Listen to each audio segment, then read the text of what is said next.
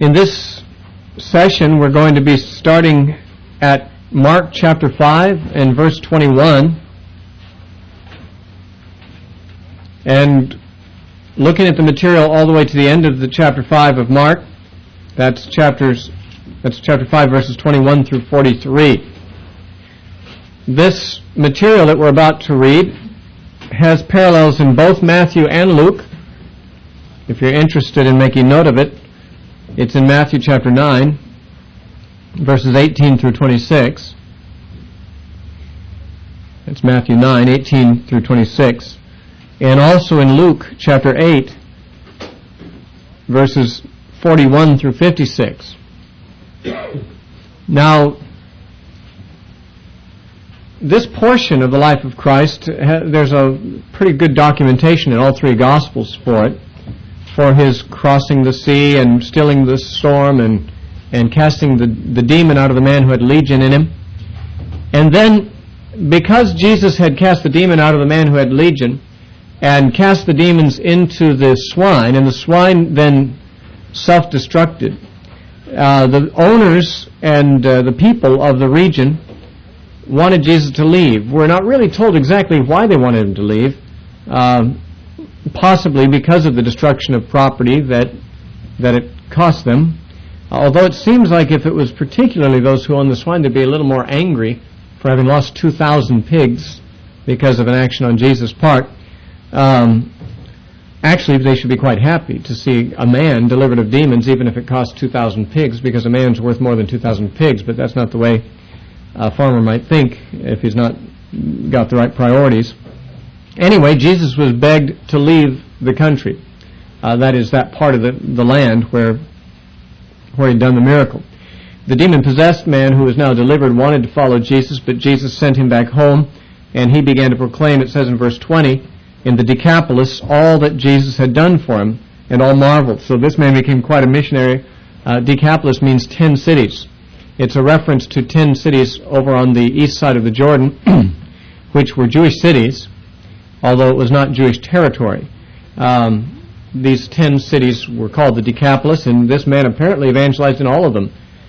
Instead of following Jesus, he went about in a region that Jesus had been banished from. In fact, that might be why Jesus made him stay there to minister. Jesus had intended for some preaching to be done there in the Decapolis, but since these people in that region asked him to leave, he instead commissioned this man who lived there to be his witness in that place. Now, verse 21. Now, when Jesus had crossed over again by the boat to the other side, a great multitude gathered to him, and he was by the sea.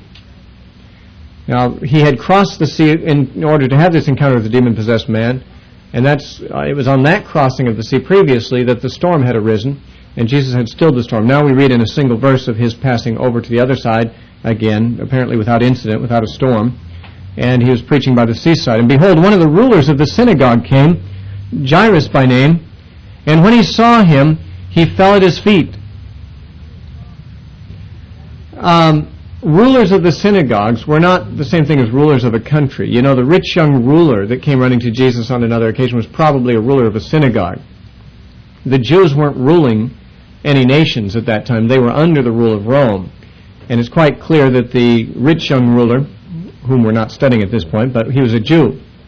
He had kept the Jewish law from his youth, he said. And therefore he was probably a ruler in the same sense that this man is, a ruler of the synagogue. Now that wasn't really a lofty office.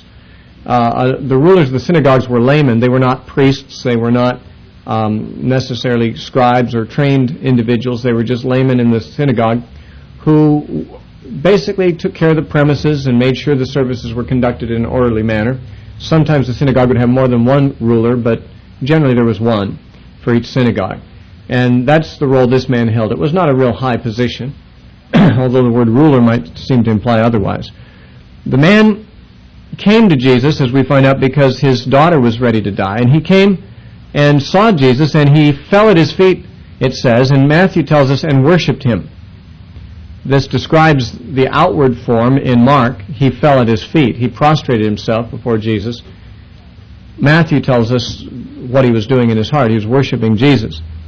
And begging Jesus, it says in verse 23, he begged him earnestly, saying, "My little daughter lies at the point of death. Come and lay your hands on her, that she may be healed, and she will live. Now this man had faith that if Jesus would simply touch his daughter, she'd be made better. His daughter, we are told in Luke, in the parallel in Luke 8:42, was his only child, or his only daughter anyway. And we're told there in Luke that she was 12 years old. We're also told that here in this account later on in verse 42, that she was 12 years old, though he calls her his little daughter. 12 years old is almost a mature woman, and in Jewish society, a girl not much older than that would be marriageable. But in any case, the man referred to as his little daughter, maybe her size, maybe she was diminutive, maybe she was petite more than most, or whatever, but he was still thinking of her as a child, although she was almost old enough to be a woman. She was lying at the point of death, and she must have been near enough death, as we find out later, that already the professional mourners had begun to hover like vultures around the house. We deduce that from the fact that she did die before Jesus got to the house, and by the time he got there, the mourners were already there. So they must have smelled the scent of death in the air before she died and been sort of like the ambulance chasers, you know. They know where there's going to be some money to be made. In Israel, they had professional mourners who didn't even know but the deceased, it may be, but they could hire them to mourn at the funeral. And a little later in this story, we read of them being there in the house. This girl must have been very close to death, as the mourners were already, lurking about, ready to jump into the house as soon as she died.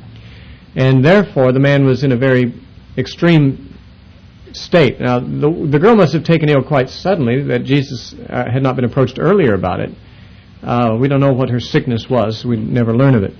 But he was quite convinced, regardless of the severity of the illness, that if Jesus would simply lay his hands on her, that she would live. So Jesus went with him. The parallel in Matthew 9:19 says, and so did his disciples, just so we don't make the mistake of thinking he left his disciples where he was and went alone. Matthew tells us that Jesus went with him, and so did his disciples, and a great multitude followed him and thronged him.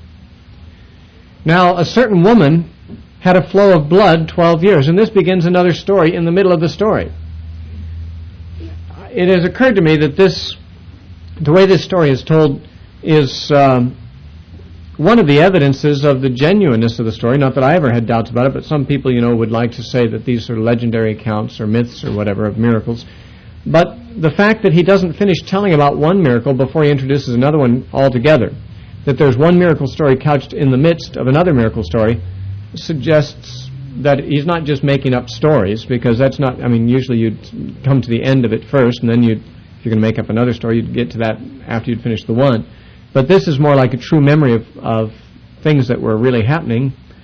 Jesus was on his way to perform one miracle, and before he got there, another miracle took place that was totally unrelated. It says in verse 25, now a certain woman had a flow of blood for 12 years. You know from Leviticus chapter 15 that this would make her unclean.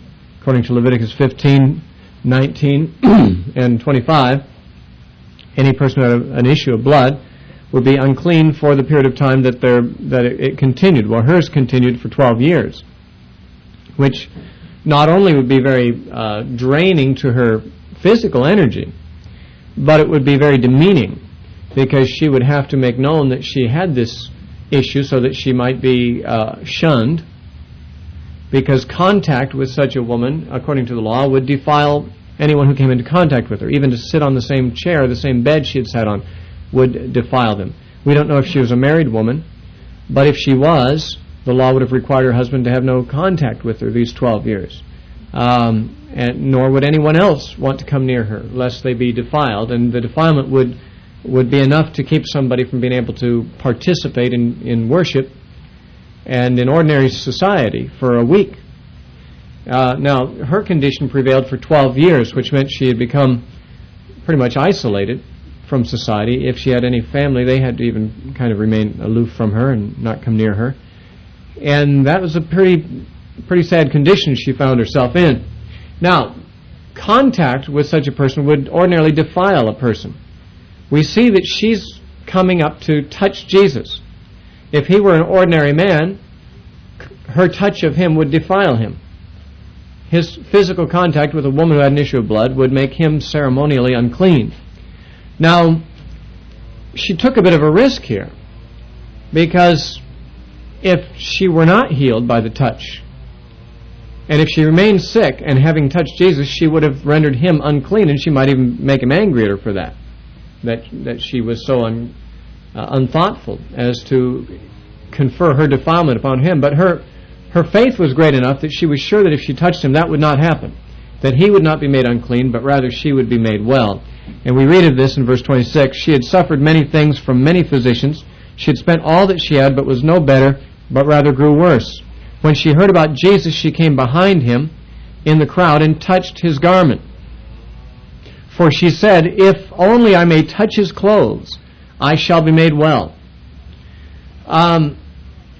Immediately, it says, the fountain of her blood was dried up, and she felt in her body that she was healed of the affliction. And Jesus, immediately knowing in himself that power had gone out of him, turned around in the crowd and said, "Who touched my clothes?" But the disciples said to him, "You see the multitude thronging you, and you say, 'Who touched me?'" At this point, Luke adds, "And Jesus said, 'Somebody has touched me, for I perceived power going out from me.'" That's inserted by Luke 8, verse 46. "And he looked around to see her who had done this thing. But the woman, fearing and trembling, knowing what had happened to her, came and fell down before him and told him the whole truth. And he said to her, 'Daughter, your faith has made you well. Go in peace and be healed of your affliction.'" Now, the woman apparently touched him and then tried to shrink back into the crowd and disappear.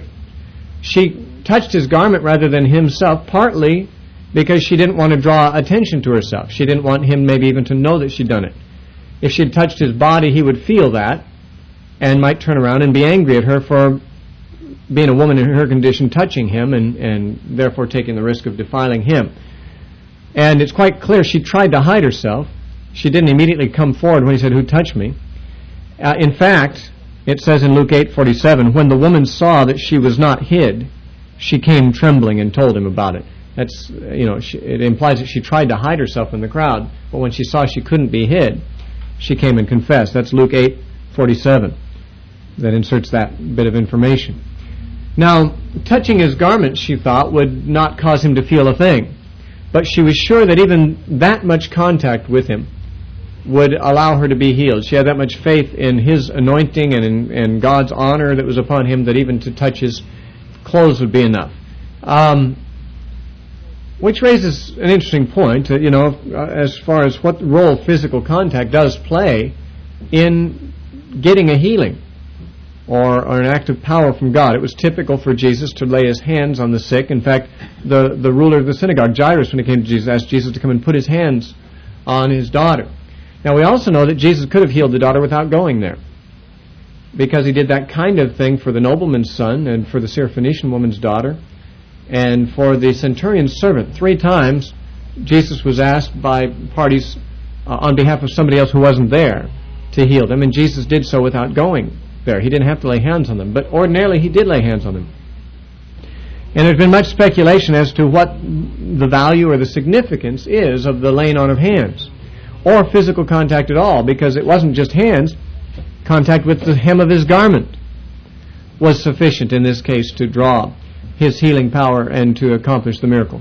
Later on, in Acts chapter 5, we read that Peter had such a reputation in Jerusalem in the early days of the church that people who were sick went and laid out in the side of the street, hoping that Peter might walk down that street and his shadow might pass over them, because apparently on occasions when his shadow did pass over them, they were healed. Now, that wasn't a physical contact at all. We also read in Acts 19, verses 11 and 12, that Paul, when in Ephesus, sent handkerchiefs and aprons from his body to sick people and demon-possessed people. And when they received them, the demons came out of them and they were healed. Apparently, Paul never laid eyes on these people, but the handkerchiefs and aprons sent from him accomplished this. In the Old Testament, we have Elisha, the prophet, who had done many great miracles in his lifetime.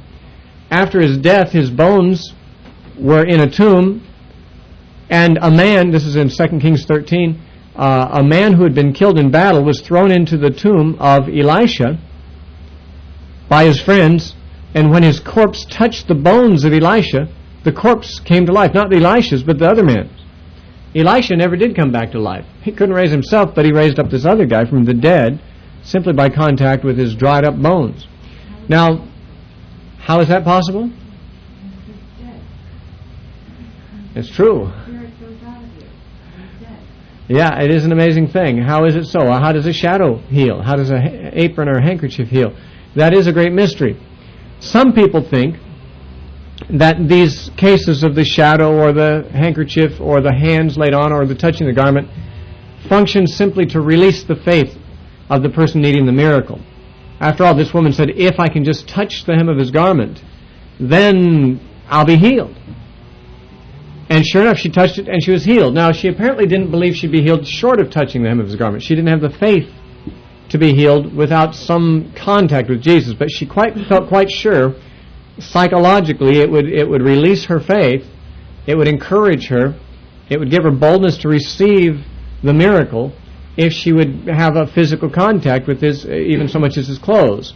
And that could also be, an explanation for the shadow of Peter or the hankies and aprons that were taken from Paul. People, if they were expectant of a miracle, but didn't have quite enough faith to just receive a miracle out of thin air, but they thought, well, if someone like Paul, if I had something from him, or if the shadow of someone like Peter would fall across me, then I really believe God would heal me. Then at the moment that happens, their faith is activated because they believe it's going to happen at that time, and it does, because their faith rises to the occasion. This point of contact is a point of faith release. This is how many people have understood the phenomenon of laying on of hands. And there is that possibility. I mean, let me just say that could be a factor in many of these cases. We know that faith is, as even Jesus said to the woman here, your faith has made you well. And she believed that when she touched him, she would be well. And sure enough, she did. When she touched him, she was made well. Her faith worked. But unfortunately, that explanation can't answer all the phenomena. For example, the dead man whose body touched Elisha's bones. That body sprang to life, but it can hardly be argued that the dead man had an expectation that when his body would touch the bones of Elisha, he'd come to life, and that his faith was released at that moment, since dead men have no expectations of this kind. And therefore, some other explanation has to be brought into a situation like this. Likewise, when Jesus healed people who were not even present, the nobleman's son, the centurion's servant, the daughter of the Syrophoenician woman, certainly those persons who were not present had no way of knowing at what point in time Jesus announced that they were healed.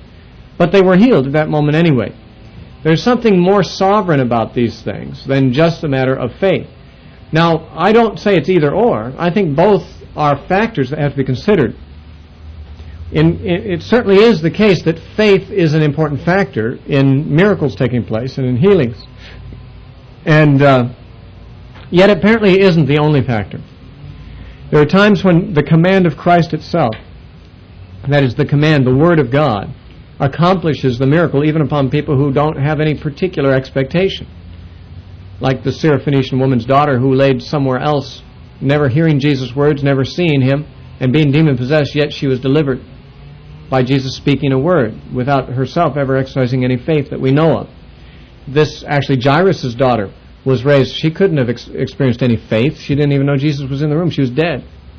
As we haven't read that far yet, but we know that that's how the story ends. And therefore, there is something sovereign about miracles as well.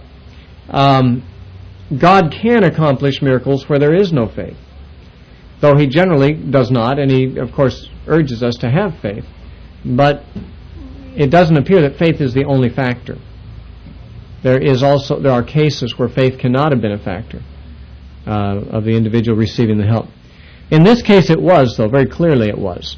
And the woman believed that if she would touch Jesus, that power would go out of him to heal her. And sure enough, it happened even as she thought. It says, when she touched him, it says in verse 29, immediately the fountain of her blood was dried up. This, apparently for the first time in 12 years, and she felt in her body that something had happened, that she was healed of the affliction. Now, she knew herself to be healed because she felt in her body that she was healed. I would just point out that there are those today who would say that you are healed whether you feel it or not. You are healed even if your symptoms remain. But we never read of that in the Bible. We never read of any case like that in the Bible where somebody is healed but they still have their symptoms and they're required to believe themselves healed even though they're not. You never find a case of that in Scripture. More typically, people knew they were healed because their symptoms went away. She felt in her body that the bleeding had stopped, and she knew as a result of that she was healed. Now Jesus, immediately knowing in himself that power had gone out from him, verse 30, turned around to the crowd and said, "Who touched my clothes?" Now I believe that he really didn't know. He asked a question in order to get information. He could have just been playing a game and so forth, but I don't believe he was. I believe that when Jesus came to earth, part of the divine prerogatives that he laid aside for the time being were his omniscience, his omnipotence, and his omnipresence. And not knowing all things, he had to ask questions to get information. Now, some might say, but Jesus often did know things that no one had given him information about, like the woman at the well. He knew about her marriage, her marriages in her past, and he knew about Nathanael before Philip called him under the fig tree. And what about these cases? Didn't Jesus know all things and see all things? I think not. I think what we're to understand is that on those occasions Jesus was operating in a prophetic gift, like a word of knowledge, or what we call a word of knowledge today. That was a gift of the Holy Spirit operating through him. Jesus, when he came to earth, took on the handicaps of a human being. As a baby in the manger, he didn't know all things. And as a boy growing up, it says in Luke chapter 2 that he increased in wisdom and in stature and in favor with God and man. So since he had to increase in wisdom as a boy, it proves that he wasn't born possessing all wisdom, or else there's no room for increase in it. And therefore Jesus, in coming to earth, though he had been God and possessed all the prerogatives of God before coming to earth, he humbled himself, limited himself, emptied himself, and became a man who was God in man, but part of the process of becoming a man was to weaken himself and to lay aside some of his special privileges that he as God possessed. One of those was his omniscience. This can be proven beyond the shadow of a doubt, because all one would have to show to prove that omniscience is not present, all one would have to do is find one thing that someone doesn't know. If there's one thing you don't know, then you're not omniscient. And Jesus was asked when his coming would be, and in Matthew 24 he said, I don't know. He said, the angels of God don't know that. No man knows it. Even the Son doesn't know that. Only the Father knows that. So it's clear that Jesus, in coming to earth, had laid aside his divine omniscience. And when he seemed to operate in superhuman knowledge, he was in fact operating in superhuman knowledge, but not in his innate divine knowledge, but in a gift of the Holy Spirit, which continues to operate through his body now. But I think when Jesus said, "Who touched me?" he was really asking for information. He didn't know. "Who touched my clothes?" it says in verse 30, although in Luke 8:45 it has him asking, "Who touched me?" The disciples said to him, "You see the multitude thronging you." Luke 8 is a little more graphic about that. In Luke 8:45 it says, "When all denied," see, Peter said, "Who touched me?" And it says, "When all denied it, Peter and they that were with him said, Lord, you see the multitude." Apparently everyone said, "Not me, not me, not me." You know, everyone was denying it, and Peter finally speaks up for the rest of the disciples and says, "Hey, you know, this is a kind of a silly question. What do you mean, who touched you? You're being jostled and bumped on every side. There's a multitude here. Probably 50 people have touched you in the last 10 minutes. Why do you ask such a question as who touched me? I mean, you shouldn't be so touchy, you know. I mean, in a crowd like this, you got to expect to be jostled a bit." And Jesus ignored the statement and said, as it says in Luke 8:46, Jesus said, "Somebody has touched me, for I perceive power going out from me." Now, what's interesting here is that Peter was probably right. A lot of people had probably touched Jesus, had jostled him, had come into physical contact with him there in the crowd. But in none of those cases did Jesus perceive power going out of him. Only one person touched him in a way that caused power to go out of him. And this may be instructive, because there were many people in as close contact with Jesus on that occasion as the woman was, who touched him just like she did. But she alone received a miracle from him. Only her touch caused power to go out of him. And he felt that as an extraordinary thing happening there. Many other people, in touching him, didn't cause any power to go out of him. They did not receive anything from it. There was nothing supernatural that occurred by the touch. And we can easily say that the factor that made the difference was the faith of the woman. The woman believed that touching Jesus was going to cure her. And sure enough, he agreed with that. Your faith has made you well. You're believing it. Those who jostled him without expecting or believing anything would happen, nothing did happen. And the reason this may be instructive to us is because those of us who are in religious society, as it were, who are churched and who are Christians and in Christian fellowship, we're in contact with Jesus all the time.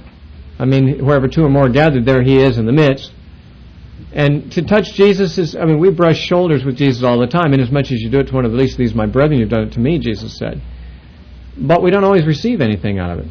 It's possible to be in the midst of Christian fellowship, in the multitude that's brushing against Jesus, in his immediate presence even, and nothing happened. Your needs go unmet, no power comes forth from him to you, if it's not with faith. Remember what it says in Hebrews 4:1 and 2, that how the gospel was preached to the Jews of old, but it didn't profit them, not being mixed with faith. They had the Word of God, which was capable of accomplishing miracles, but it didn't profit them because they didn't mix it with faith. There was a multitude of people jostling Jesus out of curiosity and out of some interest, but only one touched him with faith, and that one touch is what drew power out of him to work a miracle. Now, perhaps our curiosity is piqued when we hear Jesus saying, I felt power go out of me. To wonder, did he have some kind of a supply of power in there and he felt kind of the battery drain a little bit? And he felt the power go down? I don't know. This is a bit mysterious. I know that Jesus on many occasions did seek to get off alone and to pray before dawn for hours and things like that. And it may be that hours of ministry, healing people and feeding multitudes and doing things like this, casting out demons, maybe it did drain him. Maybe his spiritual reserves did get low.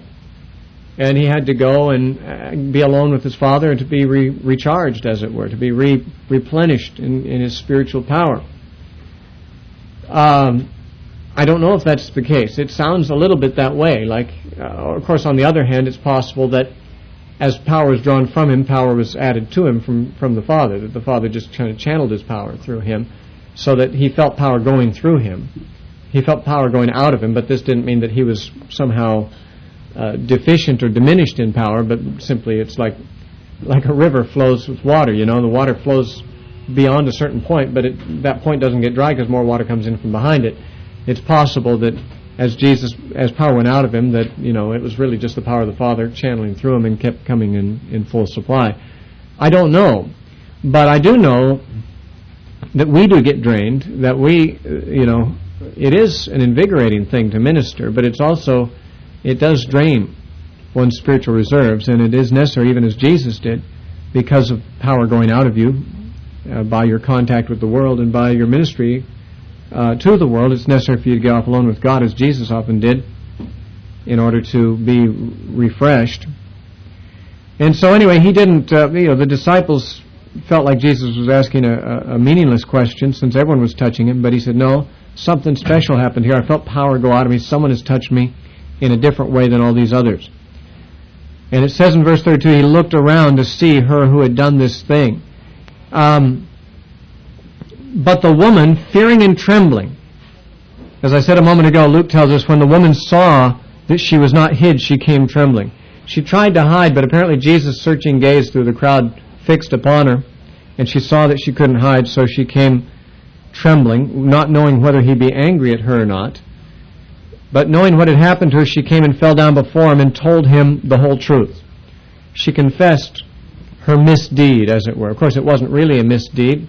It wasn't the kind of thing Jesus disapproved of. It's not the kind of thing that God disapproved of. But it was the kind of thing that would be certainly frowned on by society, and for all she knew, maybe Jesus would frown on it too.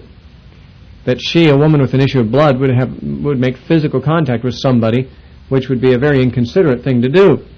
And now she had to come and tell all because she saw that she was not hid under Jesus' gaze.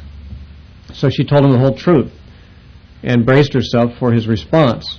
His response when it came was very generous. He said to her, "Daughter, your faith has made you well." Actually, both Matthew and Luke make that a little longer.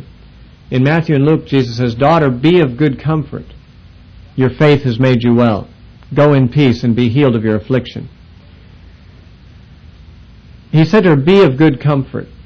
In other words, don't be trembling like you are. She was definitely in need of comfort. She was trembling and fearful and intimidated and wondering if she was in trouble. But he set her fears to rest. He said, listen, be of good comfort. Calm down. Don't worry, everything's all right. Your faith has made you well. Now, to say her faith has made her well is not the same thing as saying that faith alone is what heals. It was, of course, Jesus and the power that went out of him that made her well. She accessed that power. She gained that power for herself by her faith. But it is not to be thought that faith itself is a healing power. Now, the reason I say this is because there are metaphysical cults that do teach such things. Christian Science and similar mind science cults believe that faith, or positive thinking, is itself a power, a force. And that if you simply will apply your faith to any situation, you will have it. That, you create your own reality by your thoughts. This is metaphysical religion's basic assumption. And many metaphysical cults teach this essential thing, that faith is really a force. And if you learn to use it, if you maintain a positive outlook, positive thinking is able to remove all difficulties and so forth. Now, back in the 50s, Norman Vincent Peale wrote a book called The Power of Positive Thinking. He was a Christian clergyman. However, his book resembled much more the metaphysical idea that if you think positively, there's a power in that. Thinking positively would be roughly analogous to faith. Believing for something good. Thinking positively has power in it, Norman Vincent Peale indicated. And his disciple, who's still living, actually Norman Vincent Peale I think is still living, but he's very old, but one of his more contemporary and more famous disciples is Robert Schuller of the Crystal Cathedral. Robert Schuller has unashamedly admitted that he is a disciple of Norman Vincent Peale, and his message is the same as that of Peale. Although, whereas Norman Vincent Peale referred to it as positive thinking, the Crystal Cathedral guy, Robert Schuller, has referred to it as possibility thinking, but it's the same thing. I remember hearing Schuller preach once about some couple in his congregation were pregnant, and they were really hoping for a girl because they had several boys, and they really wanted to have a girl. And he said, I counseled them to think pink, think pink, think pink, as if thinking about the color pink was going to influence the sex of the child. If they wanted a female child, then thinking pink was a positive thought because it's thinking feminine, And he was not ashamed to say this is the counsel he gave them. They wanted a girl child, so while pregnant, he told them to be thinking about the color pink. Now, one has to wonder exactly what kind of a worldview Robert Schuller has about this, as if the sex of a child is not already determined from the point of conception. They already had a child growing in there. What if it was already a boy and they began thinking pink hard enough? Would the child in the womb have a sex change? I mean, does thinking something make it happen? This is what metaphysical cults teach, and this is what has come into the church in the form of the Word of Faith doctrine, because it is the same thing. The Word of Faith teaching is that there are forces in the universe, spiritual forces and laws, which if you learn how to use them, you will have whatever you want. You create your own reality. And the use of them means having positive faith and making positive confessions. And whatever you confess you'll have, and whatever you believe will be reality. And therefore, even if you're sick and you've got an issue of blood and it hasn't stopped, just confess that it's not so. Just believe yourself well. And this will create that reality. This is really just metaphysical cults baptized with Christian terminology, faith and so forth. Now, such people would like to use a verse like this, and often do. Jesus said to them, your faith has healed you. You see? Faith has a healing power. Faith is a power that brings healing. If you have faith, you'll be healed. Because faith is a healing agent. Because Jesus said her faith has healed her. Well, that's not taking into consideration other important factors, like the fact that Jesus felt power go out of him, and that's clearly what healed her, was his power, not her faith. Faith is not a power. Jesus is the power. Faith is the means of receiving things from Jesus. James said, let not that man, the man who has little faith, whose faith wavers, let not that man think that he'll receive anything from the Lord. It's true, faith is an important factor in receiving miracles, but it's not the faith that produces it. It's faith that receives it from God who produces it. It's God's power that produces the miracle, not the mental power exerted by having faith.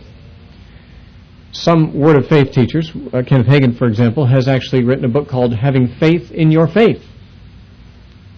Now, Jesus certainly never said to have faith in faith. You have faith in God. But you see what that does. Have faith in God presupposes that God is the power you're looking to. Faith is your way of receiving from Him. But having faith in faith suggests that faith is the power. And you need to receive by faith from that power which is called faith. Faith is the beginning and end of everything instead of being the means of receiving from God and of relating to God. In fact, Kenneth Hagin said in one of his sermons, if you don't have enough faith in your own faith, then have faith in my faith, and you'll be healed.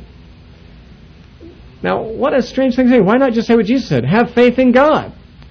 Instead, putting somebody's own faith, or even not their own, but my faith, up as an idol. Look, trust in my faith. Trust in your faith. Trust the force. Basically, is a New Age metaphysical concept. It's not a Christian concept, but it's taught, like many other non-Christian concepts, within the church in certain sectors. And I just want to clarify that when Jesus said, your faith has made you well, He was not saying that faith was the power that made her well. Faith was the means by which she received the power of Jesus, and the power of Jesus made her well, as is very clear from reading the whole narrative. Now, we find her going away healed, and then we get back to the original story about the rich young ruler. Not the rich young ruler, the ruler of the synagogue. The ruler whose daughter was near death. Well, by the time we're done dealing with the woman with the issue of blood, things have changed for that girl. She's now dead.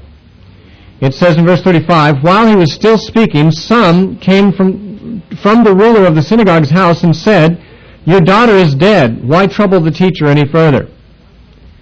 Now, I love this passage, to tell you the truth, because the sensitivity of Jesus to this man's reaction is just so clear to me in this. It says, as soon as Jesus heard the word that was spoken, He said to the ruler of the synagogue, don't be afraid, only believe. Now, Jesus didn't wait for the man to react. He knew the kind of reaction that news was going to bring. This man was extremely concerned about his only daughter's life. That's why he'd come desperately to Jesus to do something about it. Now he receives news that it's too late. She's already dead. And Jesus doesn't have to wait to see it happen. The man's countenance drop, his heart sink, his sense of all hope is lost. Instead, Jesus anticipates that and speaks to encourage him. Listen, don't be afraid. Don't listen to that news. Now, Jesus isn't denying that she is dead. She certainly was dead, and the Bible makes that very clear. He's just saying that is not occasion for you to lose hope. Just because she's dead, that's no more of a hopeless situation than when she was sick. Because the power of death is no more of a challenge to Jesus than sickness. And since Jesus had just healed a woman who had 12 years of sickness, He could certainly raise this 12-year-old girl from the dead too, and bring her back to life. And so He said, listen, don't be afraid, only believe. In fact, in Luke's Gospel, Jesus goes so far as to say, and she will be made well. He actually tells her that in Luke 8:50. And He permitted no one to follow Him except Peter, James, and John, the brother of James. Now, these three men we sometimes refer to as the inner circle of the disciples because they were allowed to be present with Jesus, to accompany Him on occasions when even the other 9 of the apostles were excluded. And they, for example, were with Him on the Mount of Transfiguration, these same 3, Peter, James, and John. The other disciples were left at the foot of the mountain, didn't see what they saw. The same 3 were in the Garden of Gethsemane praying with Jesus, and He asked them to stay awake for an hour. The other 9 were not taken in there. So these 3 obviously had a special role, and of course later on we find them in the book of Acts as being the leading spokesman for the apostles. Jesus apparently had them singled out for that and gave them more intensive supervision and training and let them come with him on this occasion, though the other disciples were not allowed to come. We're not told why he didn't let the other disciples come. It may be simply for the logistical reason that the house was already full of people when he got there, and the room in which she was might have been a small room. He let the mother and the father and the 3 disciples himself in, and there was already the girl there. That makes 7 people, and it may have been a small enough room that the other 9 just wouldn't fit. So he wouldn't let anyone else follow him except these 3 men who were under special training to observe more of what he did than the others, because they would be leaders and have to imitate him and take the lead as he did on occasions in the future. Then he came to the house of the ruler of the synagogue and saw a tumult. Now, a tumult suggests that it was, there was a cacophony of sound. There was a lot of noise. It was chaotic.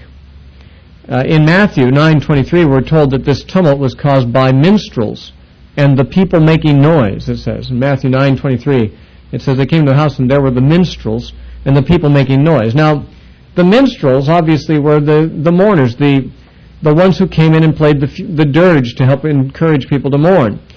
It was considered to be an honor to a person who died to have many people mourn their death, and for obvious reasons. It says in the Proverbs, when the righteous die, the people mourn, but when the wicked die, the city rejoices, the people shout. And if you died and no one mourned your death, it speaks poorly of how well you were loved.